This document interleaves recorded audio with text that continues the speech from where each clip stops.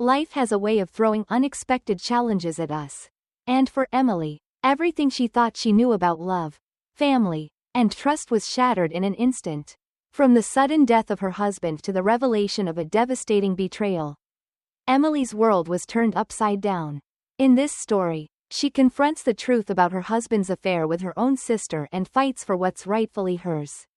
Join us as we dive into this powerful tale of love, loss, and the strength it takes to rebuild a life after everything falls apart. Don't forget to subscribe to the channel to start the story today. Life has a way of changing in an instant. 1 minute, everything is perfect. I was 32, happily married to James, and we were planning our future together. We had talked about our hopes, the places we would visit, and the dreams we were chasing. I never thought for a second that life would suddenly shatter. But then, the phone call came that would change everything. It was an early morning when I received the news that James had died in a car accident. The moment I heard the words, I felt the world tilt. My mind couldn't process it. It was like I had been struck by a sudden storm. The voice on the other end of the line told me how it happened. A reckless driver. A collision at high speed. And then, nothing. James was gone. His life taken in an instant. And I was left to drown in the suffocating grief that followed. In the days that followed, everything felt like a blur. The funeral arrangements, the phone calls, the endless condolences, they all mixed together into a haze that I could hardly navigate. I couldn't even remember how I managed to get through those first few days. It was only thanks to my parents that I was able to keep some semblance of control. They stepped in immediately, offering me a refuge from the overwhelming burden of it all. My mother, who had always been strong and composed, spoke gently. We've arranged everything with the funeral home. Honey, you just focus on yourself right now. I wanted to argue, to say that I couldn't focus on anything, that I was barely functioning. But I didn't. I simply nodded, letting them carry the weight of the details that I couldn't bear to think about. My heart was too raw to process the logistics of death. The grief didn't come in smooth waves, like some might expect. It hit me all at once, in jagged, unrelenting pieces that stole my breath and left me gasping for air. There were moments when I would wake up, and for a split second, I would forget that James wasn't beside me, that his smile wasn't there to greet me when I opened my eyes. And then the crushing weight of reality would come crashing back, reminding me that I was alone. It was during one of these moments that I found a support group. Every Tuesday evening, I would attend the meeting, sitting in a circle with people who understood the hollow ache in my chest. They didn't need to explain their pain to me. We all knew what it was like to lose someone we loved. It became my lifeline. The others would share their stories, their own struggles with grief. And sometimes, we would sit in silence, letting our emotions speak louder than words ever could. There was one woman, Maria, who had lost her husband 2 years ago. She was a bit older than me, and her grief was quieter, but still sharp. I remember her squeezing my hand one night when I was struggling to speak through the tears. She said, "It's normal, sweetie. The grief comes in waves. Some days are better than others. But it will get easier. I promise." Her words were comforting, but at the time, they didn't feel true. How could this ever get easier? The pain was so raw, so constant, that it felt like it would never go away. But somehow, Maria's quiet wisdom helped me hold on to the sliver of hope that one day, maybe, it wouldn't hurt quite so much. As the weeks passed, I found myself dealing with more practical matters.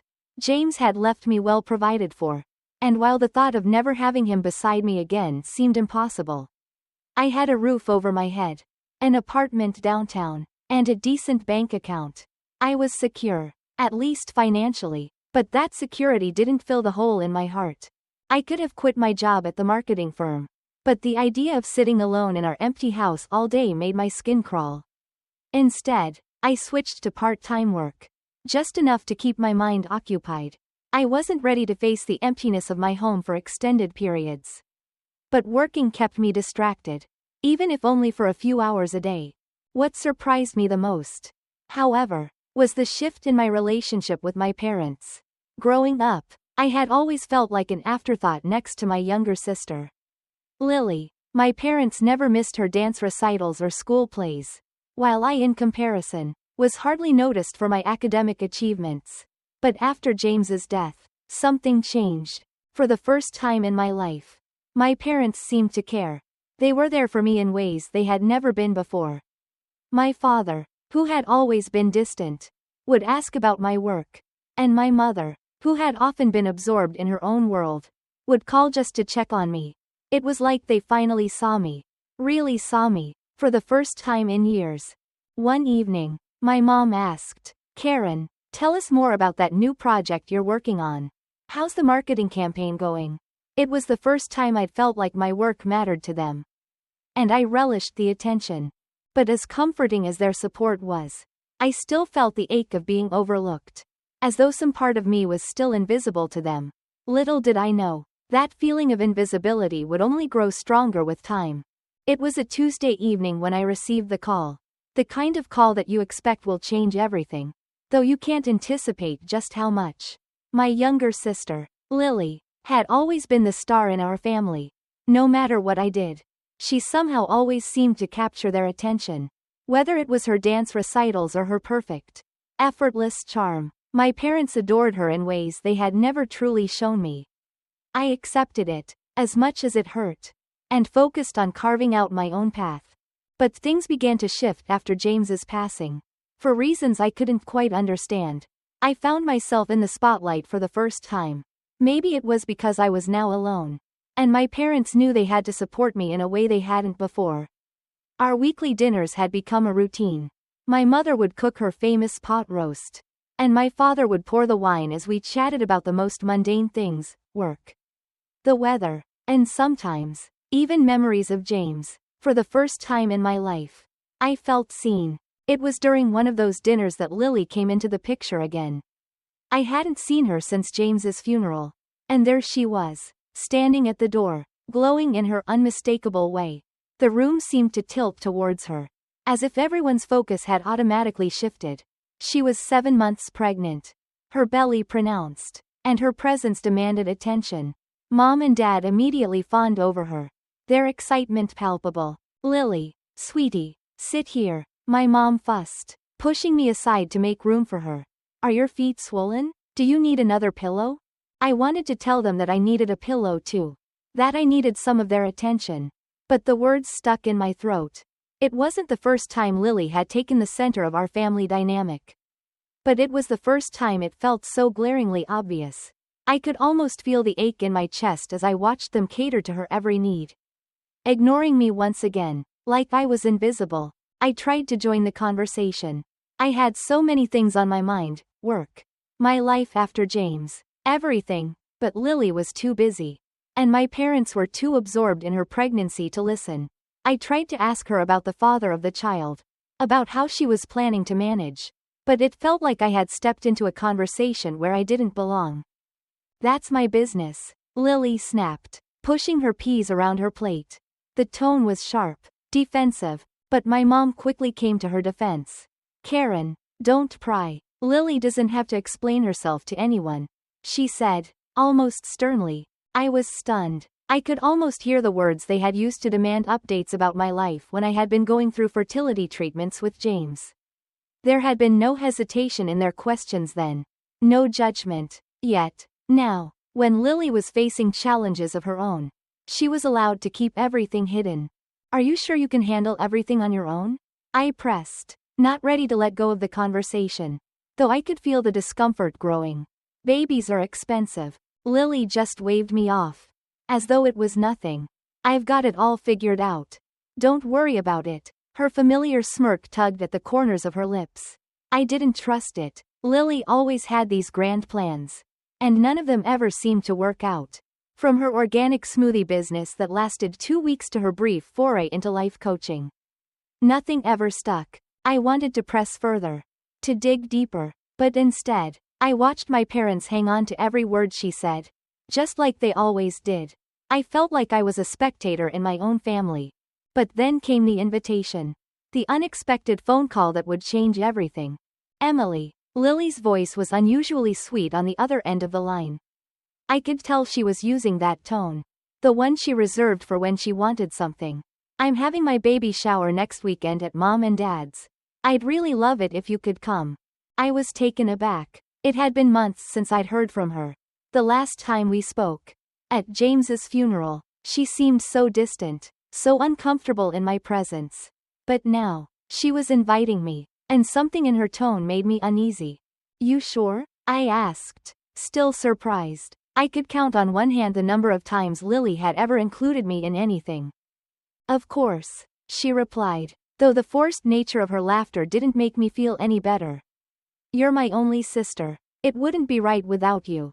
Plus, I have something special planned. That last part, something in the way she said it, sent a chill down my spine. But I pushed the feeling away. I convinced myself that maybe this was her way of trying to bridge the gap between us. It was a baby shower. After all, surely it would be innocent enough. The next Saturday, I arrived at my parents' house. Gift in hand, 2 carefully wrapped packages, a high-end baby monitor and a handmade blanket. The house was transformed, an explosion of pastel colors everywhere. Balloons, streamers, and a towering diaper cake took over the living room. It was clear that Lily had turned this into a grand event. The guests were a mixture of family and friends I hardly knew. And the atmosphere was brimming with excitement.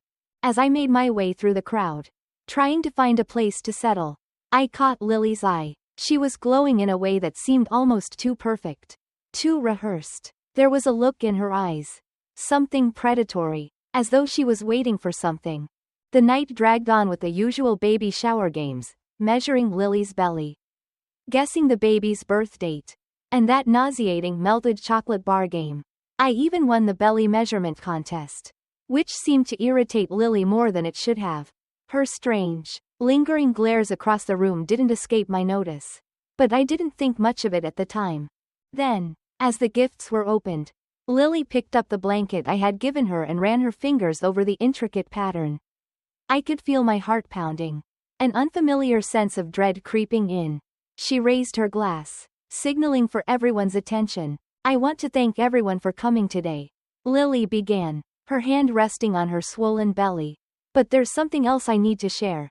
I think it's time everyone knew who the father of my baby is. In that moment, I knew before the words left her mouth. The father, she said, was James Bennett, my late husband. The room fell silent. Gasps and whispers spread across the crowd like wildfire. Aunt Margaret's hand flew to her mouth in disbelief. But what shocked me the most was the look on my parents' faces. They knew. They had known all along. And I was the last to find out.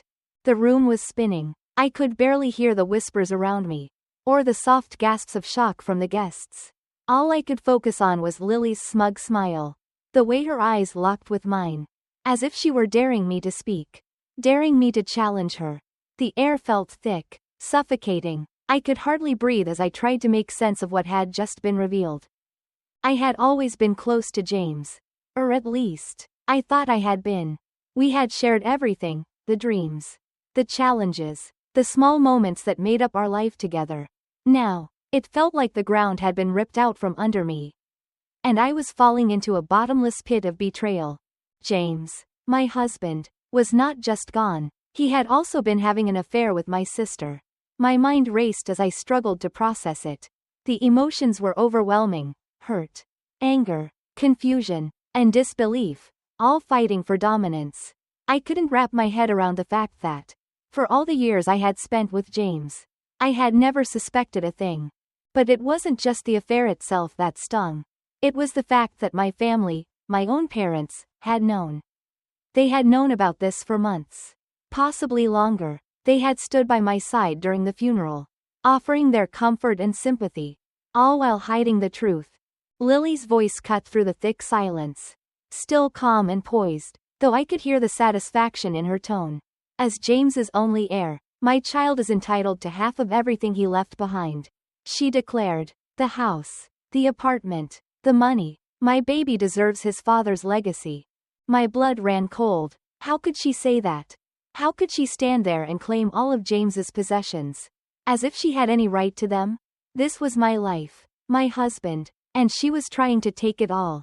Before I could respond, My parents stepped forward, their faces tense but resolute. My father's stern voice rang out, cutting through the tension. Emily, you need to do the right thing. Your nephew deserves his father's inheritance. His words were like a slap to my face. I couldn't believe what I was hearing. It felt like the world had tilted again. And I was standing in a strange, unfamiliar place. This was my family. How could they be siding with Lily? How could they so easily turn their backs on me? On everything I had shared with James? I fought back the tears that threatened to spill. You're lying, I whispered, my voice breaking. James would never. He wouldn't do this. But Lily's smile only widened. She pulled out her phone and tapped the screen, holding it up for everyone to see. How do you explain these? She asked, her voice dripping with satisfaction. I took one look at the photos on the screen, and my heart shattered. There they were, James and Lily, wrapped in each other's arms, kissing in what looked like a hotel room. Another photo showed them holding hands in a restaurant I didn't recognize. Lily's voice echoed in my ears, but I couldn't focus on her words anymore. He loved me, she said, her smile cruel. He was planning to leave you for me. We were going to tell everyone. But then, she paused, her eyes filling with fake tears. The accident happened, and all our plans were ruined. The world around me blurred as the weight of her words hit me like a physical blow. I stumbled back, my hand gripping the back of a chair for support. This couldn't be real. It couldn't be true. But the photos, the messages, the evidence, they were all there. I was no longer just mourning the loss of my husband. I was mourning the death of everything I had thought I knew about him. About us. I didn't know how long I stood there, unable to move or speak. The room was filled with whispers, and I could feel the eyes of the guests on me, judging, pitying. My body moved on autopilot as I grabbed my purse and pushed past the guests, stumbling out of the house. The drive home was a blur. My mind replayed those photos over and over again, trying to make sense of the lies. The images of James and Lily together in public, of them planning their future. All while I had been kept in the dark. I had trusted James with my heart, with my life, and this was the truth he had been hiding from me. When I walked through the door of our empty house, I was consumed by an unbearable silence. The walls that had once felt like home now seemed cold, distant. I heard my phone buzz with messages from Lily, but I couldn't bring myself to look at them. Instead, I sat down, staring at James's belongings around me, his clothes, his books, his things. It was all a lie.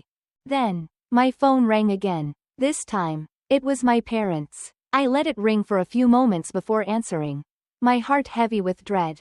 Emily, you need to be reasonable about this. My father's voice was stern, detached. The sooner you agree to split the inheritance, the easier this will be for everyone. I couldn't believe what I was hearing.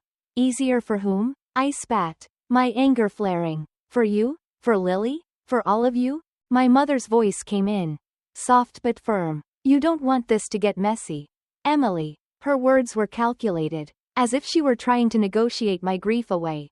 I'm not agreeing to anything, I said, the words bitter in my mouth. You've all known for months. You knew, and you still let me cry on your shoulders.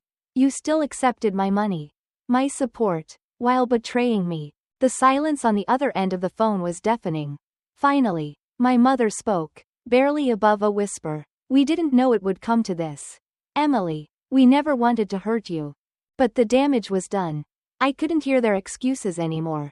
I hung up the phone and blocked their numbers. A final act of severing the ties that had once bound us together. As the days passed, I fell into a fog. I couldn't face the world. Couldn't process what had happened. I found myself crying in the middle of client meetings. Unable to focus. Unable to pretend that everything was okay. It was all too much. The betrayal. The lies. The family I had trusted. But then, something unexpected happened. The courtroom was packed, and I could feel the weight of the moment pressing down on me. Sarah sat in the front row, her baby in her arms, playing the part of the grieving widow with heartbreaking precision. My parents flanked her, their faces a mixture of guilt and defensiveness. But I couldn't look at them, not after everything they had done. I had come to terms with the fact that they weren't the family I had once believed them to be. Sarah's testimony was a performance, tears glistening in her eyes as she described her great love for James. Painting herself as the wronged woman. "All I want is what's fair for my son," she said, her voice quivering with feigned emotion. It was maddening to hear. But I remained silent. I knew the truth now. I had the proof in front of me. When it was my turn, I stood up, feeling the eyes of the courtroom on me. I didn't have to say much. My lawyer presented the medical records, and the truth came out in a single blow. James had been sterile. He couldn't have been the father of Sarah's child. The room fell silent, and I could see the shock in Sarah's eyes as the weight of her lies crushed her. The judge's decision was swift and unyielding. This court finds in favor of Emily Bennett. All claims to James Bennett's estate by Sarah Thompson are dismissed with prejudice. My heart soared with relief, and I finally felt the strength to breathe again. As I left the courthouse, I felt like I was stepping into a new life, one where I wasn't defined by betrayal. I had lost my family, but in doing so, I had found my true self. If you want to hear more life stories and follow along with our journey, don't forget to subscribe to our channel for more videos.